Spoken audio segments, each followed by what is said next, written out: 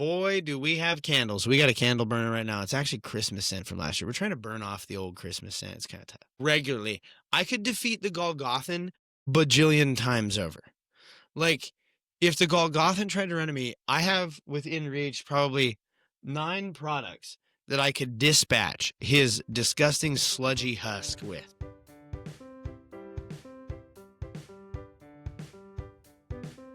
Welcome back to Privy. Privy is a podcast about bathrooms, recorded from my home bathroom. I'm your host, Hunter Hoover, and I love bathrooms. Welcome back, everyone. Thank you so much for being here, and happy sPOOPky season. Like, we're going to get into this, and I'll launch this, but there's been a lot going on. It's the busy season for me, and fall is always deceiving. It's kind of like a bad fast food burrito. Like, for me, fall, I'm emotionally ready for fall before, like, I'm able to get physically, and the world really is able to get physically ready for fall. And then there's the, like, jump the sharks, the, like, Hobby Lobbies, and really, I mean, for goodness sakes, I've got a festive holiday poppy today. I know, Polar, I still am trying to win your good graces. Don't worry. I have a feeling next episode will feature a Polar. But it's one of those tough things because fall both sneaks up on us and has the slowest run up to of any season. Like, you can see it coming from a mile away, and yet emotionally you're ready for it. I'm so deep in the thick of pumpkin spice right now, you have no idea. You have no idea how deep the pumpkin spice runs in these veins. But like a bad fast food burrito, you think you're ready for it. And then you house the burrito, and then that evening, the burrito strikes. You are met with the consequences of what was probably not truly being prepared for the burrito. And it's tough. It's a challenge for all. And that's okay. It's tough because the mood and the vibe is fall, but the weather is still 80 degrees. The temperature's out. It's 75, 80 degrees, and you're ready for fall festive fun, but it's not there. It's not time for it yet, and so emotionally we're ready. The calendar has told me it is fall, but alas, fall has yet to physically arrive. It's wild out here. It's tough. We've got a lot to celebrate. We've got a lot of fun coming up as we draw through the last quarter of our year together. But before we get deeper into, I have to acknowledge, and I already meant this, like, it's October. If you're hearing this, listener, it's the first week of October, which means it's officially time to ring in sPOOPky season. Now, I went out and I got myself, let's see if it'll fit over the headphones. I might have to switch to the, no, we're good with that. A festive holiday plunger hat. The stick's a little more floppy than I like. I like a nice rigid stick, but happy sPOOPky season, everyone. And this sPOOPky season, let's get it adjusted there. Let's get it all adjusted real good. Yeah. It's sPOOPky season. In the past on Privy. And if we need to explain what sPOOPky season is, it's kind of, you either, like, those who know what sPOOPky season is. But it's a combination, really. I know it's very highbrow here. It's a combination of the word spooky and the word poop, you see. Spoop, poop, in there, key. I know. The naming conventions that I have endeavored into are baffling, I'm sure. And as always, we want to kick off the season by me, Hunter, telling you and taking an opportunity to make you known about an adventure, an important venture that I have been about in the past and I am going to be about this year. I'm going to double down on it for this year. And that is our annual October Justice for the Twist campaign. In short, if you don't know what Justice for the Twist is, go, like, I don't know. My social is like covered in Justice for the Twist in the month of October. You can go peek at stuff in the past. But the problem is this, to raise awareness, is every year, one of the popular Halloween songs that gets propagated over the airwaves is a song colloquially known as the Monster Mash. I know.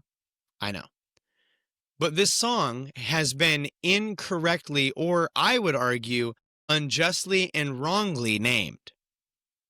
Rather, the Monster Mash in the song, we hear from the Crypt Keeper, who is the person who invented the dance on which the song is named, and in it, when he awakes from his slumber, he sees the monsters doing his famous dance, and he asks them, "What happened to my Transylvania Twist?"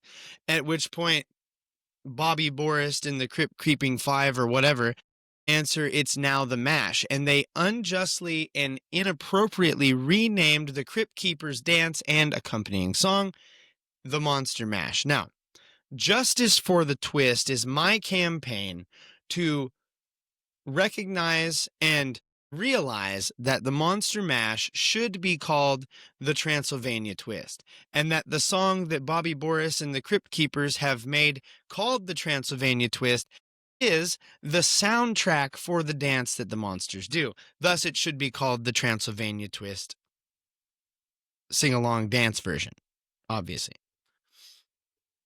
Now, I know it's very important. You probably hear that and you go, man, there's a lot going on in this world, but I'm glad I can get behind a good cause like that. I agree. Now, how can you get involved? How can you play a part in Justice for the Twist? The first is to correct those who may attempt to call the Transylvania Twist by its inappropriate and unjustly called name, the Monster Mash. How this looks, somebody's talking to you, is like, the song comes on, do-do-do-do, and I don't want to get, like, struck, but, like, and they're like, oh, I love that song, the Monster Mash. This is where you get to say, that song is actually called the Transylvania Twist, as per the song's own lyrics. It was incorrectly called the Monster Mash. Now, many people are going to shove their phone. They're going to do the like Karen their phone in your face at you to prove to you, no, look, it says Monster Mash. And you're going to say, yes, I understand. The Universal Music Group and all of the record companies and all of the music distributing companies have leaned into the popular view that it's called the Monster Mash, but they are all wrong. And really, it's a refusal to back down is the vibe that we need in this. The second way you can get involved is when you see pertinent Justice for the Twist posts on social, share those out using hashtag right there, hashtag Justice for the Twist, no spaces. You can also feel free to create your own Justice for the Twist material. And really, we want to saturate this. Now, you can also use hashtag Down with the Mash, but Justice for the Twist really captures the heart of what we're trying to accomplish here, not just on Privy, but me as a person, Hunter. So, don't forget Justice for the Twist. Share it out. Look for it. There's going to be plenty out there. But now we got to get back to sPOOPky season. I've got a floppy plunger on my head. And I want to note, we've covered a lot of topics for sPOOPky season in the past. We've discussed how the Haribo gummies, the sugar-free variety, make you poop. We turned into a molding of a past episode, turned into somewhat of a film, like, yeah, we're going to get this. We talked about Bigfoot, the fear of Bigfoot, bog bodies, and the dead petrified bodies that they found in English bogs, the homunculus, the piss prophets, fecal fortune tellers, Japanese toilet demons, and demons from beyond the toilet. And last year, we discussed the vampire fish and its desire for your pee. Like I said, very highbrow. But in the vein of what was a classic Privycast online internet search afternoon, it turned into a molding of a past episode, turned into a somewhat film review where I want to cover a creature that is very bathroom related and would need to be covered in honor of sPOOPky season in due time. But before we do that, as always, I got to tell you the story about how we got there. A year or so ago, I was talking to a coworker about the TV show Evil. It's very good, highly recommend. And I hope they make more Evil someday. Not like the concept, but the show. It's pretty good. This coworker asked me if I had ever seen the movie Dogma. I had not. And they lent me the film, which I realize now I think I still have on my shelf. If you're hearing this, I'm sorry. I will view it and bring it back. And that's kind of where that interaction ended. I took the film. I said, I don't get to watch movies very often. And they're like, yeah, it's fine. Watch it and bring it back whenever. Here we are almost 2 full calendar years later, I think. And I still haven't watched it. It's on my to-do list, though. Then, in preparation for sPOOPky season 2024 last year, I had a list of bathroom-related scary things that I wanted to look into, and not enough time to look into them all. I know. Thus is the way of adulthood. It's a bummer. It's the nature of things. I threw one of them on the list and moved about my time, figuring I would get into it sometime in the future. And we would dive into it in a future sPOOPky season. Then, as this year's sPOOPky season rolled around, I was like, man, what am I doing? What do I got? What's on the docket for sPOOPky season? And I started looking through my list, only to be reminded of the first item that is sitting under my sPOOPky season ideas. After a quick search, it became clear that this was something from a movie, and that movie was now not available anywhere for streaming. I know, bummer. But I decided to just continue my research. I want to note, many people have a lot of opinions about this movie, which was consequently sitting on my shelf thanks to my coworker.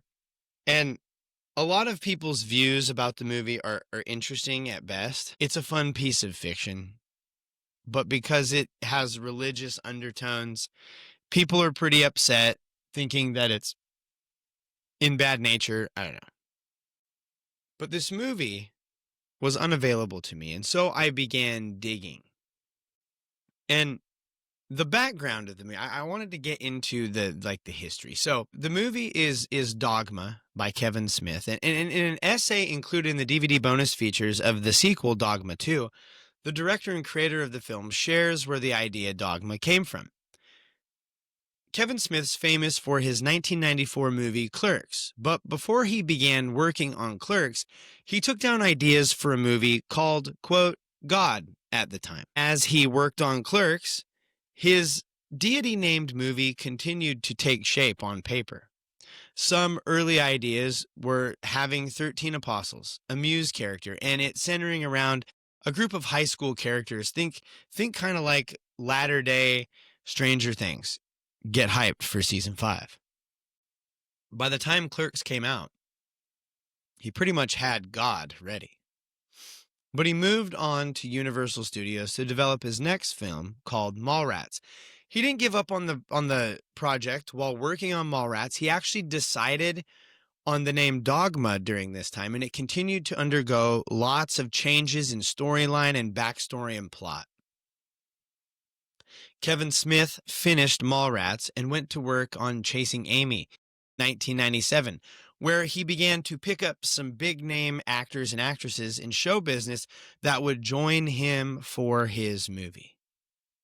He finally began work on the film, which was set to release November 1998 by Miramax. But because of the film's controversial content, I noted that it has a lot of religious or religiously adjacent content.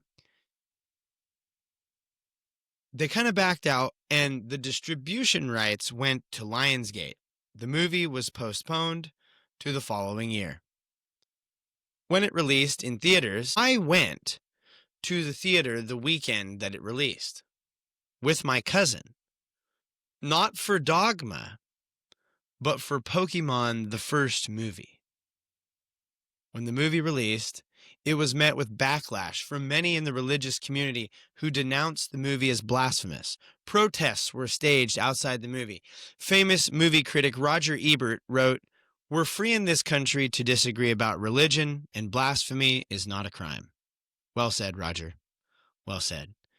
And while some criticism of the movie's themes, like Roger said, just as you are entitled to your criticism, they are entitled to the art form that Kevin Smith chose here.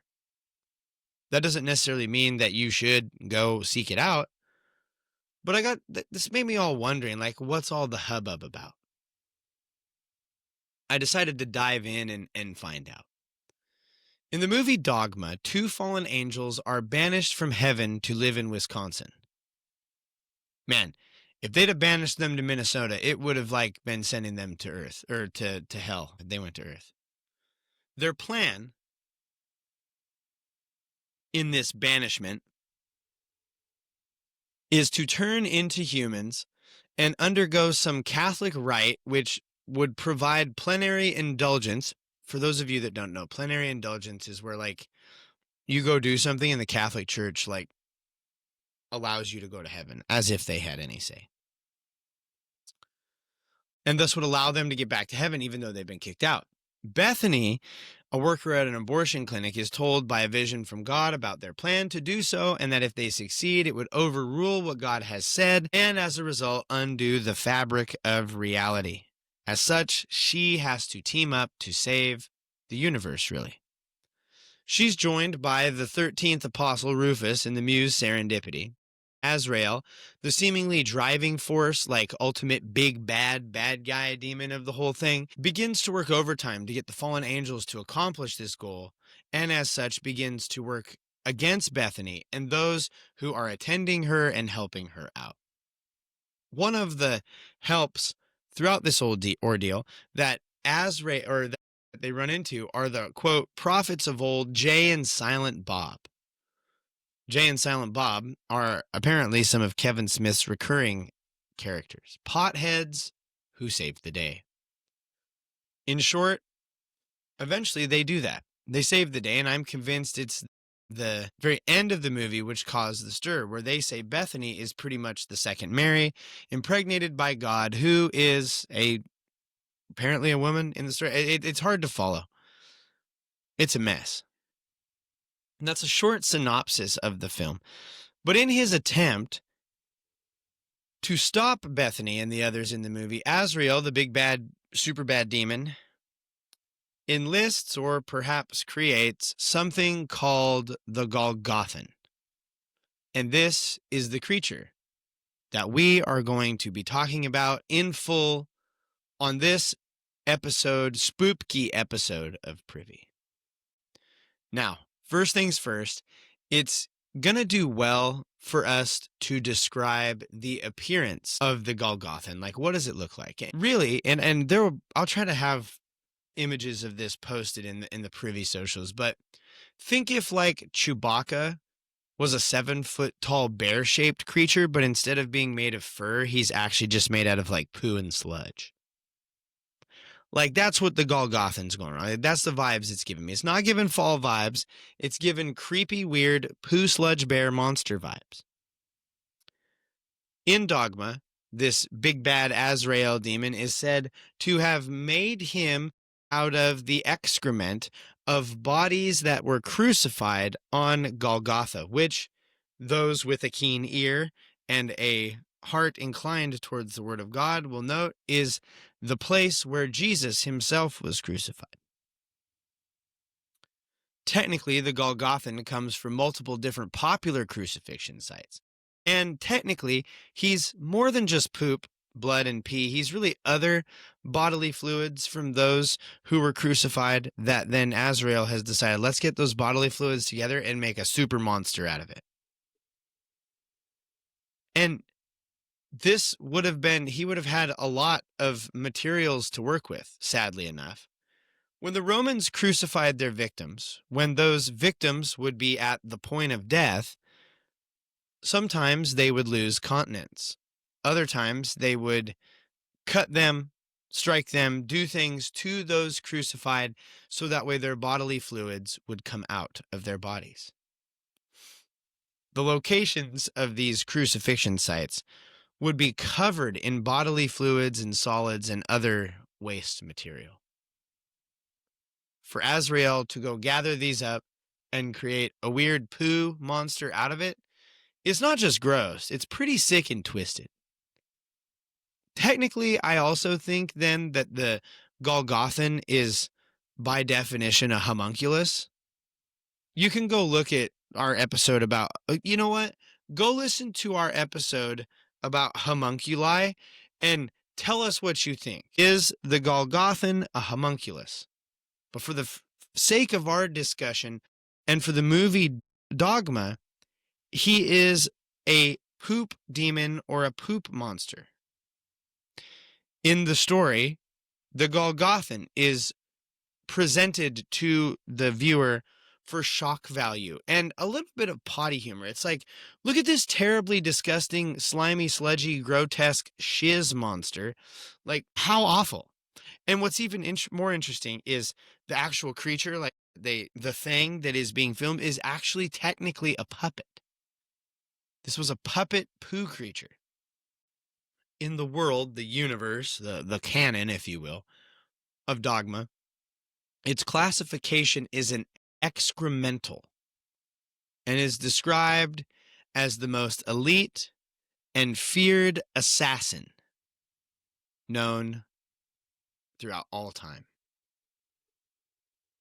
As I understand it, in the film, after someone Jay and Silent Bob are hanging out with, someone takes a dump in the strip club bathroom and the Golgothan emerges from it. Now, this is where, like, you have to suspend some disbelief.